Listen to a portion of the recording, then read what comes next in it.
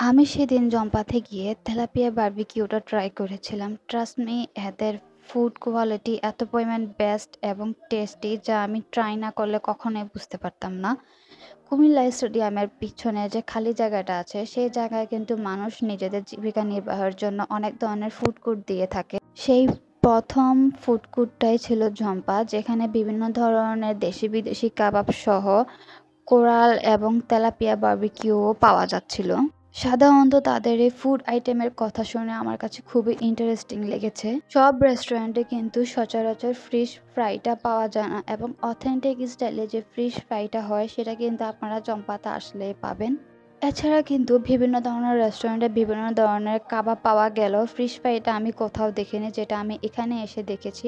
যার কারণে আমার একটু ইচ্ছা হলো এখান থেকে ফিশ ফ্রাইটা ট্রাই করে যাওয়া, যে সাথে খাবারের কোয়ালিটির আইটেমটা কেমন হবে সেটা জানার জন্য। তারপর দেখি যে এখানে তারা বিভিন্ন ধরনের কাবাবও সেল করে ফিশ ফ্রাইয়ের সাথে, যেমন রেশমি কাবাব, হারিয়ালি কাবাব, বটি কাবাব থেকে শুরু করে আরও অনেক ধরনের কাবাব। তো আমার যেহেতু মাথায় ঘুরতেছিল যে তেলাপিয়া বারবিকিউটা কেমন হবে খেতে, সেটা ট্রাই করব। তো যার কারণে আমি এখানে একটা তেলাপিয়ার বারবিকিউ অর্ডার দিয়ে দিই। আর এখানে কিন্তু সাইজ অনুযায়ী দাম হবে। ছোট হলে 200 টাকা থেকে শুরু হবে, মাঝারি এবং বড় হলে কিন্তু 400 টাকার উপরেও যেতে পারে, বা 350 এমনের মধ্যেও কিন্তু হতে পারে। বাট ট্রুলি স্পিকিং আমি বলবো যে যদি 500 টাকাও হতো তাহলে কিন্তু এটা অর্থিত হতো। এত মজাদার একটা খাবার ছিল যেটা বলার মতো না। আর এর সাথে তারা একটা রুমালি রুটি বা পরোটার মতো একটা জিনিস সার্ভ করে, যেটা দিয়ে এই তেলাপিয়া বারবিকিউটা খেতে জাস্ট হ্যাভেন লাগতেছিল আমার কাছে। মানে আমি যে সেদিন কি বুঝে গিয়েছি আর এত পরিমাণ লাভবান হব আর এত মজাদার একটা খাবারের সন্ধান পাবো সেটা আমি কল্পনাও করি নাই। অ্যান্ড হনেস্টলি থ্যাঙ্কস টু জম্পা আমাদেরকে এত মজার একটা খাবার গিফট দেওয়ার জন্য। আমরা একটু তাড়াতাড়ি করেই গিয়েছিলাম, যার জন্য গিয়ে দেখি তারা মাত্র টেবিল সেট করতেছিল। তো যার কারণে আমাদের অনেকক্ষণ বসে বসে ওয়েট করতে, আর যার জন্য আমি আশেপাশের সবগুলা ভিডিও একটু ক্লিপ নিচ্ছিলাম। কি করব, এখানে বসে বসে টাইম কাটানো ছাড়া আর কিছু করার নেই, যার কারণে আমি এভাবে ভিডিও শ্যুট করে করে টাইম কাটাচ্ছিলাম। তো যাই হোক, হঠাৎ করে আকাশের দিকে তাকিয়ে দেখি আকাশের অবস্থা একদম খারাপ। আমার তো মনে হচ্ছিল যে এখনই বৃষ্টি চলে আসবে, আজকেও হয়তো আমি আর খেতে পারবো না তেলাপিয়া বারবিকিউটা। বাট থ্যাঙ্কস টু গড যে সেদিন এক ফোঁটা বৃষ্টিও হয় নাই। আমি খুবই টেনশনে ছিলাম। তারপর এখানে তো বসে বসে একটু পরপর দেখতেছিলাম তারা মানে এত সুন্দর করে খাবারটা রান্না করতেছিল।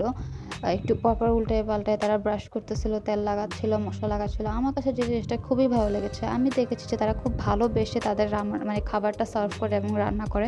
আর সবার কপালটা কি আমার মতোই, বাহিরে হাজব্যান্ড নিয়ে গেলে একটা জায়গায় চুপ করে বসে এসে নিজে ফোন টিপতে থাকবে। আমার হাজব্যান্ড কিন্তু অলওয়েজ এই কাজটা করে আমার সাথে, যার কারণে কিন্তু ওর সাথে আমার প্রচুর পরিমাণ ঝগড়া হয়।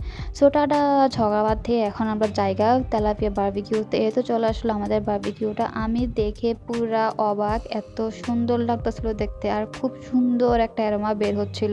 স্মেলটা এত সুন্দর ছিল যেটা বলার মতো না। তো আমার আর ওর ফার্স্ট কাজ এটাই থাকে, কোনো খাবার আসলে যে আগে ভিডিও করতে হবে, ছবি তুলতে হবে।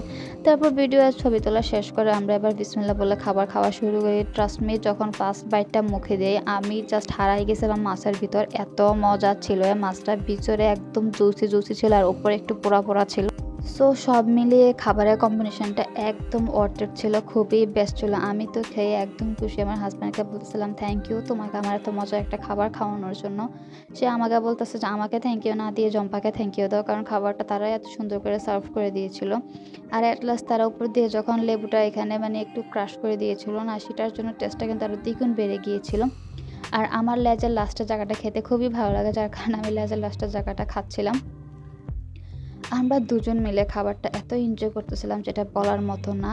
দুজনে খাবার খেয়ে একদম পুরো হ্যাপি হ্যাপি মুড হয়ে গিয়েছিলাম। লাস্ট পর্যন্ত আমরা কাটাগুলো চাবায় চাবায় খাইছি, আমাদের কাছে এত ভালো লাগছে। আর এখানের ম্যানেজটা কিন্তু টু মাচ বেস্ট ছিল, যেটা সত্যি কথা বলতে গেলে। তো এই তো আমাদের খাবার খাওয়া শেষ আর রিভিউ দেওয়া শেষ। এই ছিল আমার আজকে ভিডিওটা ভালো লাগলো অবশ্যই লাইক করবেন এবং শেয়ার করে দেবেন।